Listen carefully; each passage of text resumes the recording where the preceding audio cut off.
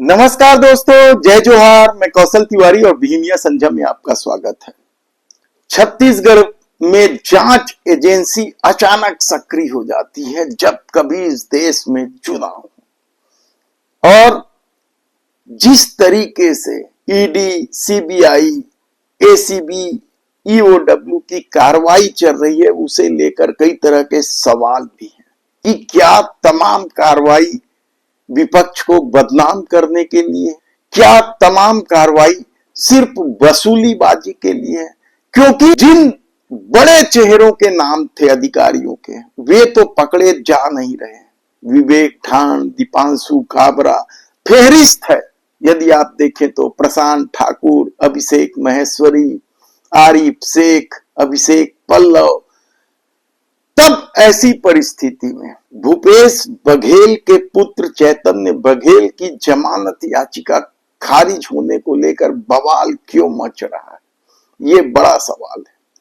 कांग्रेस ने तो पहले ही दिन से इन जांच एजेंसियों को मोदी का टूल बता दिया था। और जिस तरीके से वसूली अभियान की खबरें आई हैं, कहा जाता है कि छत्तीसगढ़ में ईडी ने अकेले 200 करोड़ रुपए से अधिक की अवैध उगाही की है, जिसमें भारतीय जनता पार्टी से जुड़े कई नेताओं के नाम है, तो कई बड़े अधिकारियों के नाम है, आईएएस, आईपीएस के अलावा भी दूसरे अधिकारी।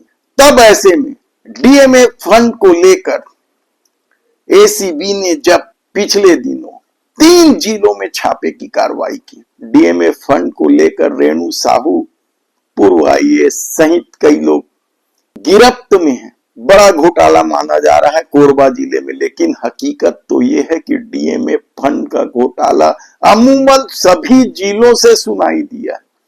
किस तरीके से खेल हुआ है, और यह खेल तब हुआ जब डीएमएफ के नियम कानून बदल दिए गए थे, और ये बदलाव किए थे डॉक्टर रमन सिंह की सरकार ने। खनिज न्यास के पैसे का कैसे बंदरबाट हुआ है, किस तरीके से कमीशन खोरी हुई है, इसकी एक अलग कहानी है। कहा तो यहां तक जाता है कि 40% तक कमीशन खोरी हुई है, यानी पता नहीं क्या सप्लाई हो रही थी। बड़े बड़े दिग्गजों के नाम है, कुछ जेल की सलाखों में भी है। और ये मामला अब एसीबी के पास पहुंच गया है, और एसीबी ने पिछले दिनों जब 3 जिलों पर छापेमारी की कार्रवाई की, रायपुर, धमतरी और राजनांदगांव, तो सप्लायरों में हड़कंप मच गया। बड़े बड़े नाम हैं, यदि आप नामों को देखेंगे तो हैरान हो जाएंगे कि छत्तीसगढ़ को लूटने का क्या खेल चल रहा था। रायपुर में जिन स्थानों पर छापेमारी की कार्रवाई की है, उसमें वालफोर्ड इनक्लेव में रहने वाले एक व्यापारी हैं, तो भारत माता चौक के समीप अग्रवाल हाउस पे भी छापेमारी की कार्रवाई की गई। सप्तम विहार में कोई नहाका है, उनके घर में छापेमारी की कार्रवाई की गई। तो कामठी लाइन में भंसाली निवास पर बड़ी कार्रवाई है। कहा जाता है कि लाखों रुपए नगद जब्त भी हुए हैं, बैंक खाते सीज हुए हैं, बैंक खातों में भी लाखों रुपया है। तो धमतरी शहर में 5 स्थानों पर छापेमारी की कार्रवाई की, और सभी माइनिंग से जुड़े हुए हैं या डीएमए फंड के सप्लायरों के रूप में जिनके नाम है। राजनांदगांव में 3 जगह है, और इन सभी तमाम स्थानों पर कुछ कंप्यूटर जब्त हुए हैं, डिजिटल साक्ष्य जब्त हुए हैं, बैंक खाते सीज किए गए हैं। ये खेल चल रहा है। गिरफ्तारी फिलहाल किसी की नहीं हुई। एसीबी कैसे गिरफ्तारी करेगी, किसकी गिरफ्तारी करेगी, क्या होगा, कहना बड़ा कठिन है। लेकिन जो खबरें हैं वह तो साफ साफ संकेत दे रहे हैं कि और भी कई आईएएस अधिकारी जेल की सलाखों में पहुंचने वाले हैं, यदि ईमानदारी से कार्यवाही हुई तो।